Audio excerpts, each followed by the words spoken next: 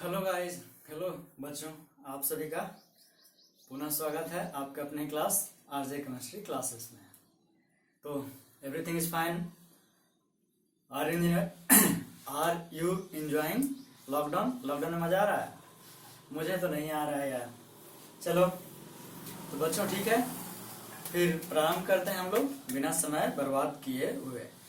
ठीक है, तो पुनः मैं राजीव आप सभी का स्वागत करता हूं आपके अपने class the RJ chemistry classes में। हम लोग क्लास 12 का चैप्टर अभी सॉल्यूशन पढ़ रहे थे, उसमें हम लोग ऑलमोस्ट द एंड पे पहुंच चुके हैं। कोलिगेटिव प्रॉपर्टी हम लोग पढ़ रहे थे, तो हम लोग का जो आज एंड टॉपिक है कोलिगेटिव प्रॉपर्टी का, वो क्या है? ऑस्मोसिस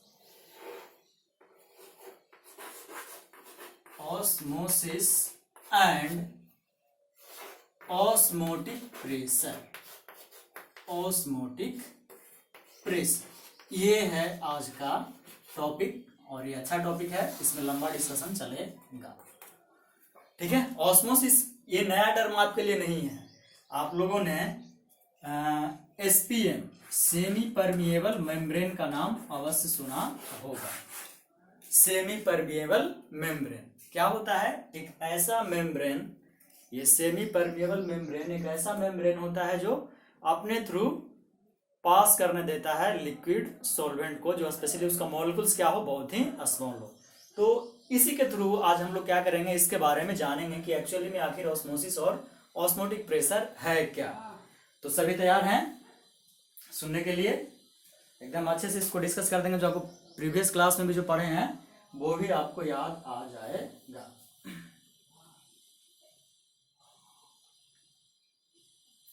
तो इसका सबसे पहले एग्जाम्पल के थ्रू चलते हैं। जैसे घर में मम्मी को, माता जी को ऑब्वियसली अपने पिकल्स बनाते देखा होगा। क्या करते देखा है? पिकल्स मतलब खटाई। ठीक है, मजे से खाते हैं बहुत लोग, वैसे गर्ल्स को ज्यादा पसंद होता है। ठीक है, बुरा मत मानना कोई। ठीक है, तो इस पिकल्स में क्या करते हैं हम लोग? सॉल्ट मिलाते हैं एज ए प्रिजर्वेटिव। लेकिन जब सॉल्ट मिलाते हैं तब क्या होता है? पिकल्स में जो वाटर होता है वो क्या हो जाता है? इस सॉल्ट के कारण सक आउट हो जाता है, यानी क्या हो जाता है? बाहर निकल जाता है। ठीक है, ये घटना आप घर में देखते हैं।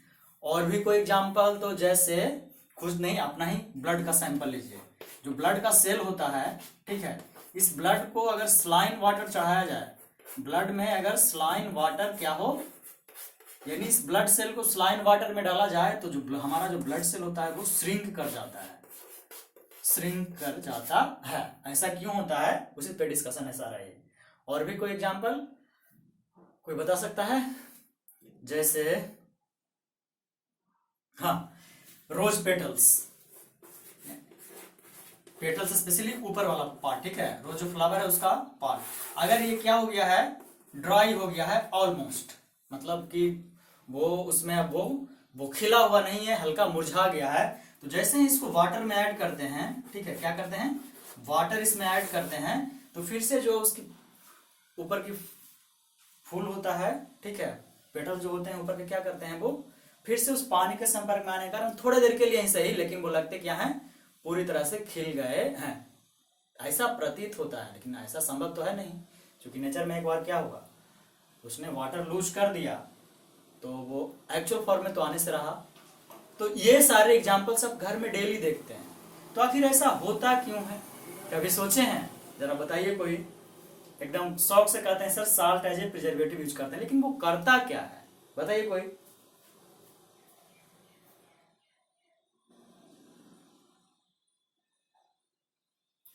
तो इसमें जो सबसे कॉमन होता है कि सारा का सारा बॉन्डेड होता है। ठीक है, सारा जो एग्जांपल लिए हैं, जैसे पिकल्स वगैरह, यानी मैंगो से ही बनता है पिकल्स। ठीक है, किससे बनता है? मैंगो से।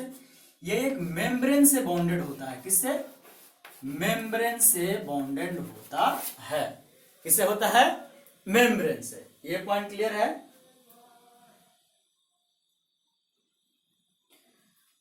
ठीक है, तो ये मेम्ब्रेन किसी का हो सकता है? वेजिटेबल से हो सकता है, वेजिटेबल का हो सकता है, हमारा ब्लड सेल में हो सकता है ना, हमारा ब्लड सेल का हो सकता है, लिविंग थिंग्स का, वेजिटेबल्स का, यही तो, एनिमल का भी हो सकता है, क्यों नहीं हो सकता है।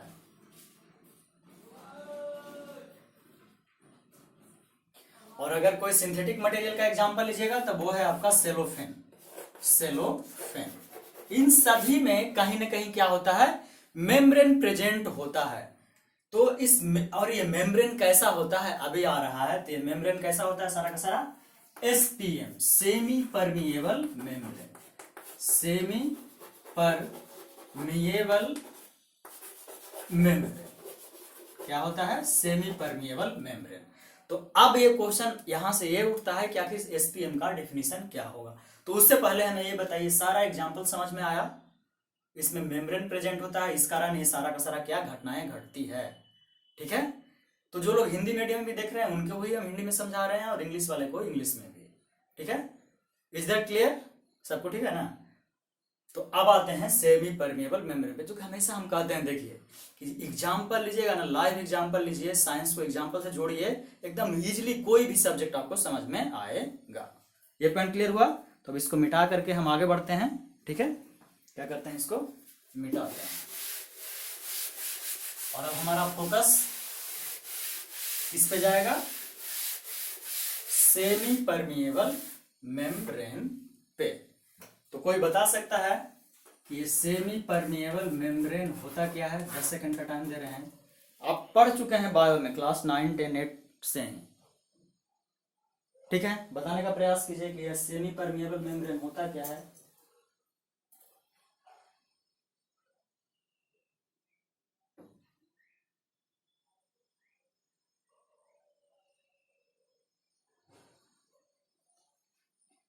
किसी को नहीं पता है,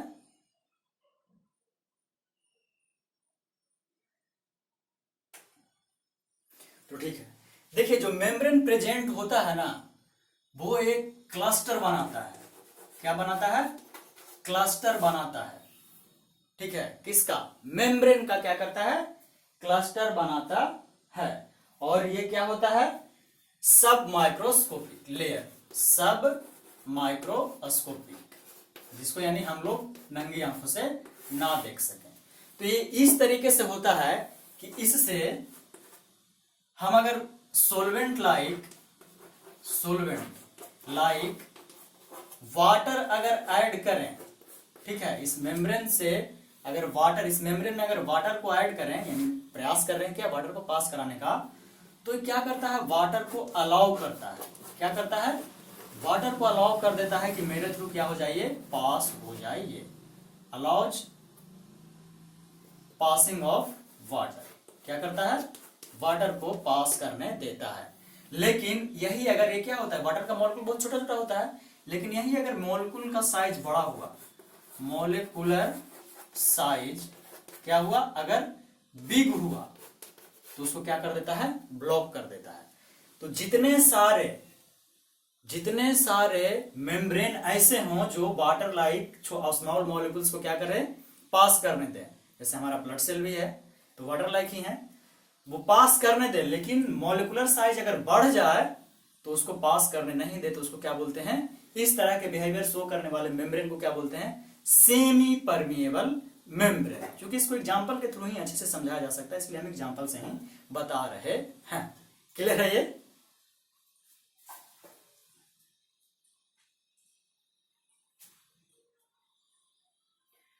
ठीक है, तो इसको क्या कह सकते हैं,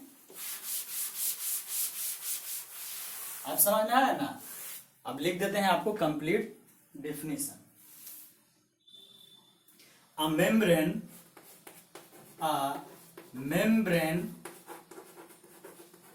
that allows solvent like water, solvent like water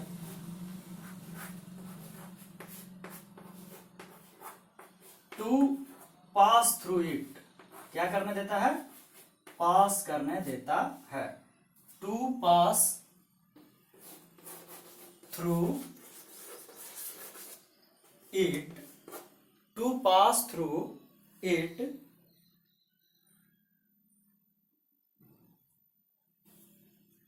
यानी pass through it, but bigger molecules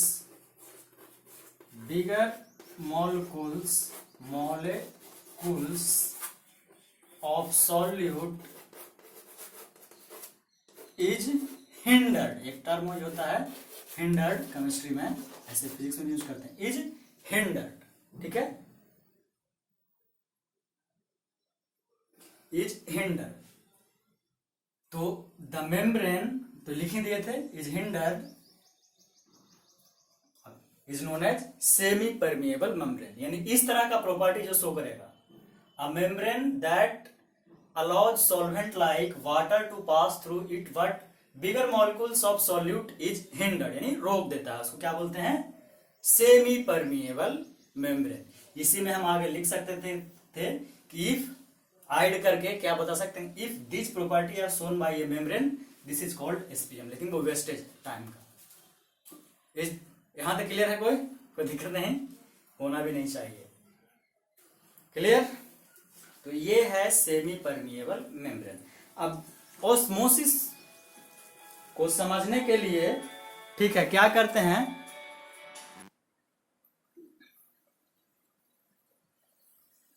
कोई दिक्कत नहीं यहां तक।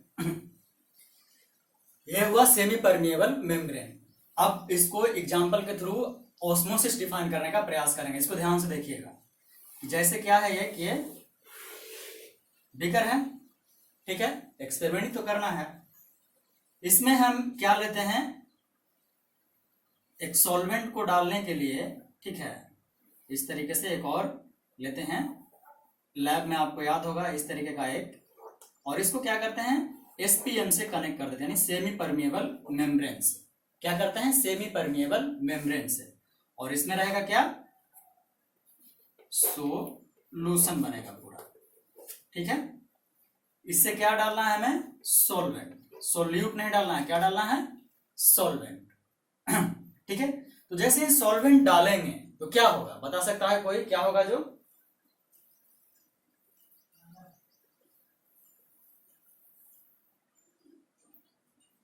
ठीक है, क्या हो जाएगा, ये सॉल्वेंट इस एसपीएम के थ्रू सॉल्यूशन में फ्लो कर जाएगा, ठीक है। यानी इस तरीके का सॉल्वेंट लेना है जिसमें क्या, जैसे कि मानते हैं H2O ले रहे हैं, पानी ही सॉल्वेंट के रूप में ले रहे हैं, तो क्या इजिली इस एसपीएम से क्या हो जाएगा, pure solvent semi permeable membrane से पास हो जाएगा और आकर के क्या कर जाएगा, मिक्सचर में, सॉरी सॉल्यूशन में क्या हो जाएगा, मिक्स हो जाएगा।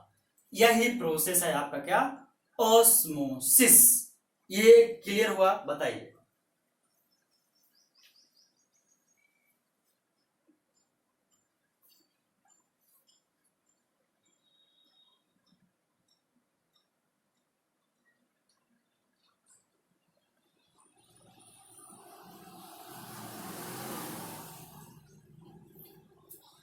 क्लियर है?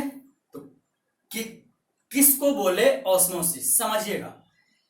एक सॉल्यूशन ले रहे हैं और एक सॉल्वेंट ले रहे हैं, और सॉल्वेंट और सॉल्यूशन के बीच में क्या कर रहे हैं, एक सेमी परमिएबल मेम्ब्रेन ले रहे हैं, ठीक है। जैसे चाय बनाते हैं ना, चाय बनाते हैं तो हम लोग क्या करते हैं, चाय छन्नी का यूज करते हैं ना, और चाय ऊपर से इस तरह से छानते हैं, तो क्या उसका गंदगी साथ जाता है, यानी बिगर मॉलिक्यूल तो जाता नहीं है। तो यहां मान सकते हैं क्या है, जो as a semi permeable membrane की तरह काम कर रहा है। और अगर आप एडवांस कंट्री में जाइएगा, इवन ट्रेन में जाइएगा, तो आपको चाय में ही एग्जांपल ले रहे हैं, एकदम कहें ना कि जनरल लाइफ से कनेक्ट कीजिए, आपको क्या दे देता है, सॉल्यूशन दे देता है, और ऊपर से एक चाय का पत्ती इस तरह से दे देता है, ठीक है। टी का एक चाय पत्ती का एक छोटा सा पैक करके दे देता है, और वो जो पैकेट होता है वो भी क्या होता है, सेमी परमिएबल मेम्ब्रेन होता है उसका मेम्ब्रेन। तो चाय का सिर्फ इसमें मिक्स करते हैं हम लोग, ऐसे करके करते हैं ना, मिक्स करते हैं ना, जो पिए उनको पता है, आप लोग वैसा किए होंगे। तो इस सेमी परमिएबल मेम्ब्रेन के थ्रू जो चाय का स्वाद इस सॉल्यूशन में चला आता है। तो दिस प्रोसेस ऑफ क्या, mixing of molecules of pure solvent, mixing of molecules of pure solvent into solution is known as osmosis. अब कोई दिक्कत नहीं होना चाहिए इस चाय के एग्जांपल के बाद, ठीक है।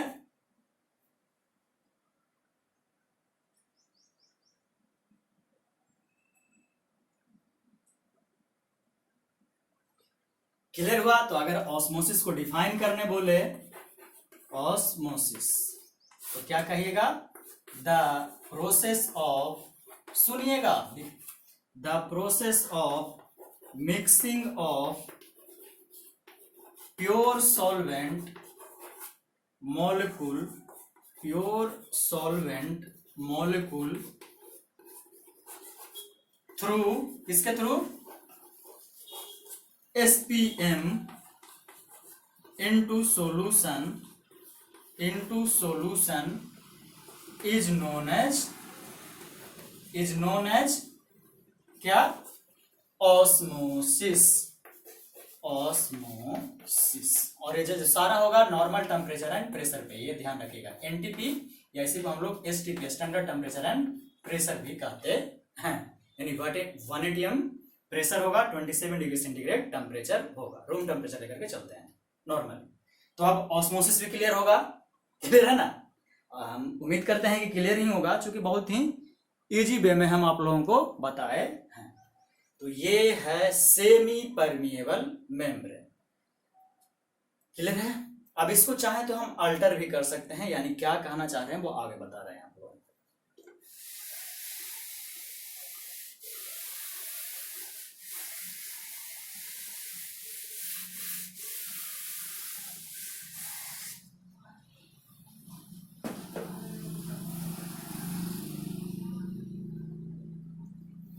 तो सेमी परमिएबल मेम्ब्रेन समझ में आ गया। अब हम जो कहना चाह रहे थे ये कि ये सॉल्यूशन लिए थे हम, ठीक है? क्या लिए थे? इसमें सॉल्यूशन लिए थे, ठीक है? और यहां से एक बीकर लिए थे छोटा सा, सॉरी इसको फ्लास्क कहते हैं, ये लिए थे। इसको सेमी परमिएबल मेम्ब्रेन से क्या किए थे? अटैच कर दिए थे, और इसमें हम सोल्वेंट डालना शुरू किए थे। तो ये कब तक मिक्स होता रहेगा? जब तक कि इक्विलिब्रियम में नहीं चला जाए। जब इक्विलिब्रियम में चला जाएगा तो क्या हो जाएगा? सॉल्वेंट का मिक्सिंग सॉल्यूशन में बंद हो जाएगा, ठीक है?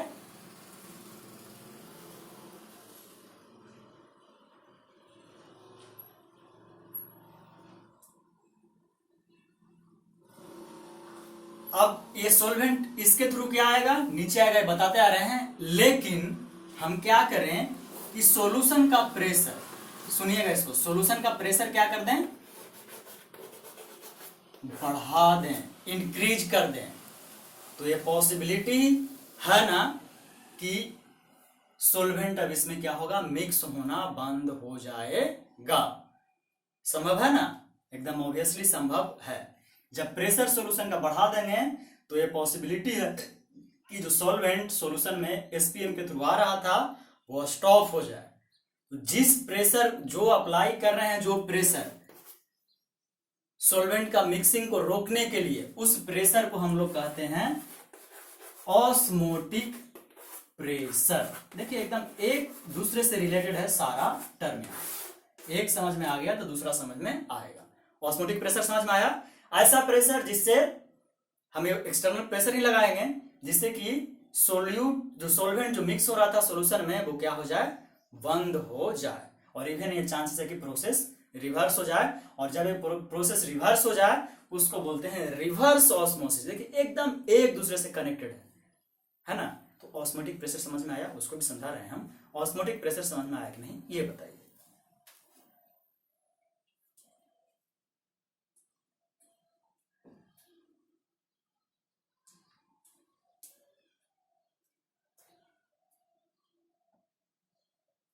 तो इसको डिफाइन करने बोलेगा तो द प्रेशर, आप लोग लिख सकते हैं इसको, लेकिन फिर भी हम लिख दे रहे हैं, the pressure at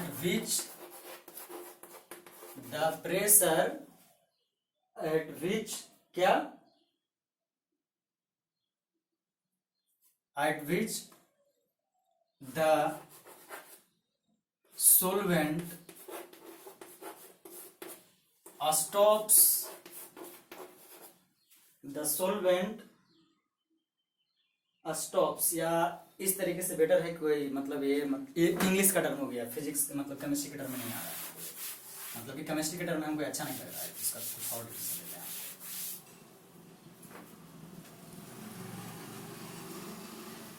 the pressure that just stops the, सुनिएगा इसको, that just stops the flow of solvent. क्या करता है, अभी तो बता रहे थे कि प्रेशर जो कि सॉल्वेंट का फ्लो क्या कर दे, बंद कर दे, स्टॉप कर दे। ठीक है, solvent is known as osmotic pressure.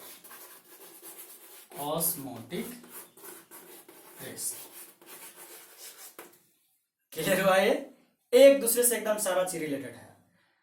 किसी को अभी तक में जो भी दिक्कत है कमेंट में बताइए, फिर से हम रिपीट करेंगे। एकदम हम गारंटी देते हैं कि आप लोगों को ना समझ में आए ऐसा तो हो ही नहीं सकता, क्योंकि हम जनरल लाइफ का एग्जांपल लेकर के जो चल रहे हैं। ठीक है, बताइए।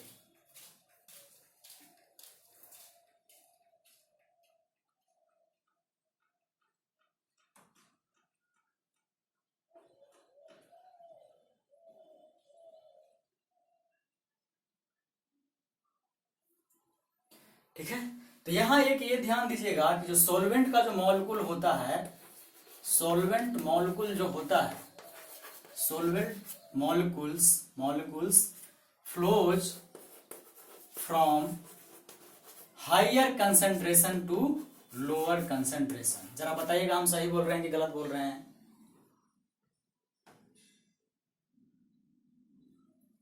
ठीक है, ये हो ही नहीं सकता। हायर कंसंट्रेशन से क्यों आएगा? एनर्जी का केस नहीं है। फ्रॉम लोअर कंसंट्रेशन, इसी कारण तो बोले थे सही बोल रहे हैं कि गलत बोल रहे हैं। लोअर कंसंट्रेशन टू हायर, ये पॉइंट नोट करिएगा। हायर कंसंट्रेशन, हमेशा लोअर कंसंट्रेशन से हायर कंसंट्रेशन की तरफ ही सोलवेंट मॉलिक्यूल फ्लो करता है। एकदम प्रैक्टिकली प्रूव्ड है।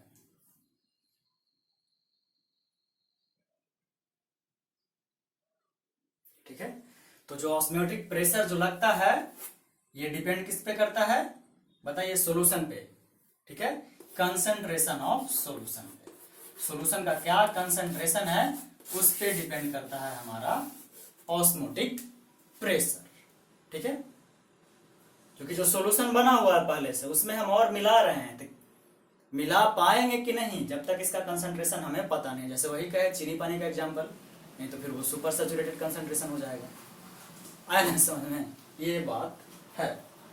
तो ये है osmotic, osmosis and osmotic pressure. यहां तक कोई दिक्कत?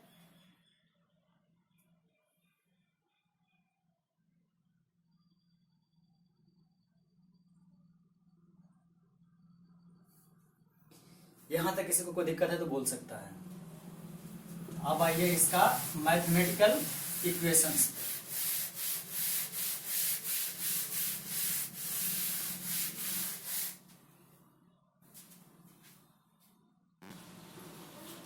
ठीक है, तो जो ऑस्मोटिक जो प्रेशर है, ऑस्मोटिक प्रेशर क्या हुआ है तो समझ में आ गया कि एक ऐसा प्रेशर जो कि प्रिवेंट कर दे सॉल्वेंट का मिक्सिंग किसमें? सॉल्यूशन में, एसपीएम के थ्रू।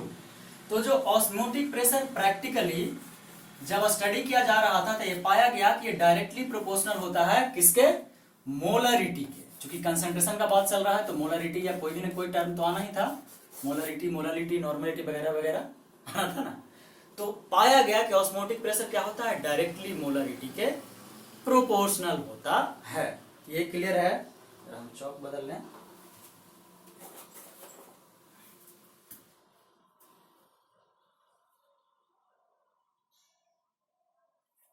ठीक है, और ये हमेशा चूंकि मोलरिटी एट गिवन टेम्परेचर, चूंकि एक टेम्परेचर पर ही तो होगा, एट ए गिवन टेम्परेचर। ठीक है, तो इसको लिखा गया osmotic pressure is equal to, और इसको पाई से डिनोट करते हैं। ध्यान रखिएगा किसे डिनोट करते हैं?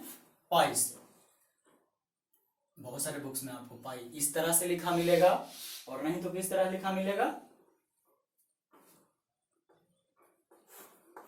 इस तरह भी लिखा मिलेगा। ठीक है, तो परेशान नहीं होना, दोनों का मतलब क्या है? एक ही है।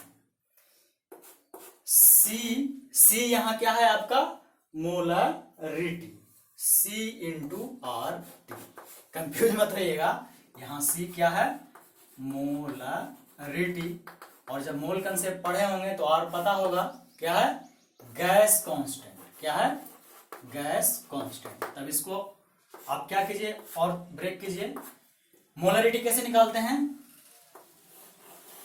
नंबर ऑफ मोल से। तो यहां सॉल्यूट ले रहे हैं, ठीक है, या सॉल्वेंट ले रहे हैं, कोई भी ले रहे हैं, N2 बाई गिवन वेट। तो गिवन वेट हम मान सकते हैं जितना भी मानना हो।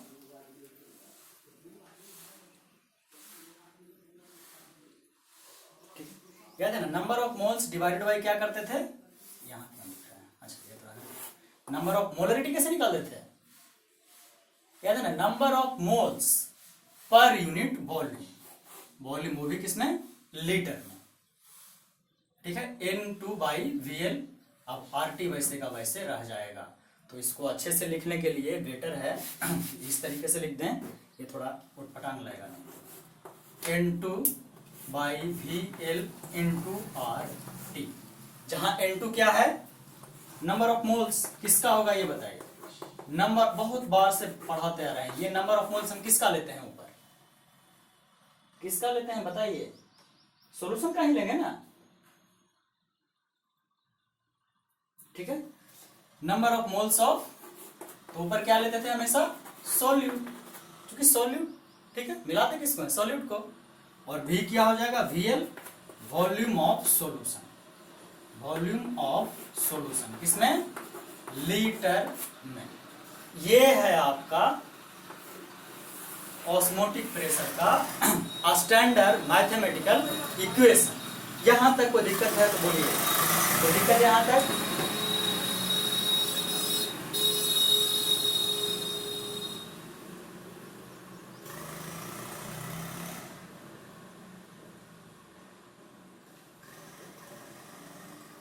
इसको और कोई चेंज कर सकता है, तो इसको अगर चेंज करना हो तो और भी कर सकते हैं। जैसे नंबर ऑफ मोल्स को कैसे निकालते हैं, गिवन वेट डिवाइडेड बाई, याद है, मोलर मास, m0 से लेकर के चलते थे, कुछ भी यूज कर सकते हैं, आपको याद रहना चाहिए वो है क्या। तो यहां N2 लिए हैं तो गिवन वेट को W2 लेना पड़ेगा। अब M को M2 लीजिए, M3 लीजिए, कोई फर्क नहीं पड़ने वाला है, ठीक है, क्योंकि यहाँ 2 यूज कर रहे हैं तो हम यहाँ M0 की जगह M2 ही यूज कर रहे हैं, ठीक है। तो फाइनली हम लिख सकते हैं phi is equal to N2 की जगह W बाई M2, तो M2 नीचे आ जाएगा, W2 by M2 into VL into RT। ये हम यहां तक ला सकते हैं इस इक्वेशन को। तो यहां से मोलरिटी भी निकाल सकते हैं। मान लिया हमको क्या दिया हुआ है, ऑस्मोटिक प्रेशर दिया हुआ है, तो मोलरिटी M2 क्या हो जाएगा, सबको पढ़ी कर दीजिए, W2 बाई पाई, पाई नहीं है ये क्या है ये, ऑस्मोटिक प्रेशर इंटू VL, क्योंकि इसको सिर्फ यहां उठा रहे हैं, RT तो ऊपर रहेगा ही रहेगा। तो हमें अगर ऑस्मोटिक प्रेशर पता हो तो भी हम मोलरिटी निकाल सकते हैं। नंबर ऑफ मोल्स ना भी पता हो लेकिन उसका वेट और वॉल्यूम पता हो तो निकाल सकते हैं। यहां तक कोई दिक्कत है,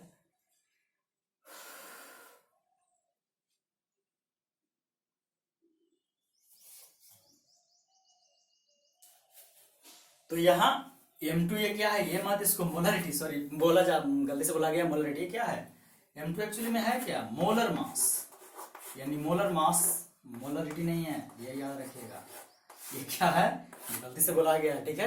M2 क्या है, मोलर मास, फिर से बोल रहे हैं M2 क्या है, मोलर मास, लिख दे रहे हैं M2 क्या है, मोलर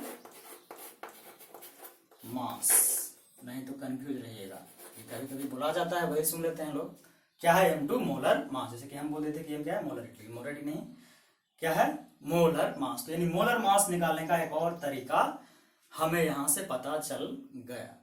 ऐसे तो निकाल ही लेते हैं कि सबका क्या पता हो, जैसे H2O का निकालना हो तो एटॉमिक वेट पता हो तो सब निकाल लेते हैं, लेकिन एक ऑस्मोटिक प्रेशर के थ्रू निकालने का एक नया तरीका हमें पता चल।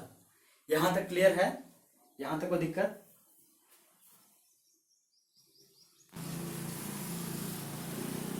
ठीक है। तो ये हुआ तो अगर फिर से वही कहेंगे, अगर लेक्चर अच्छा लग रहा है तो लाइक शेयर तो बनता है यार, ठीक है, लाइक शेयर तो कम से कम बनता है। बाकी सब्सक्रिप्शन आपके ऊपर है, आपको अच्छा लगता है तो हमको पता है आप करेंगे, लेकिन लाइक शेयर तो बनता है कम से कम, ठीक है। तो ये हो गया ऑस्मोसिस एंड ऑस्मोटिक प्रेशर का कंप्लीट डिस्कशन।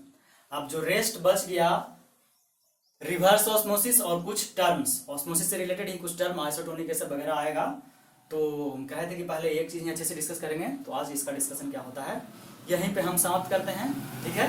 आपको जो भी दिक्कत हुआ हो यहाँ तक आप कमेंट सेक्शन में हमें लिख करके बता दीजिएगा। तो ठीक है बच्चों, गुड बाय, ध्यान रखिए अपना, जय हिंद जय भारत।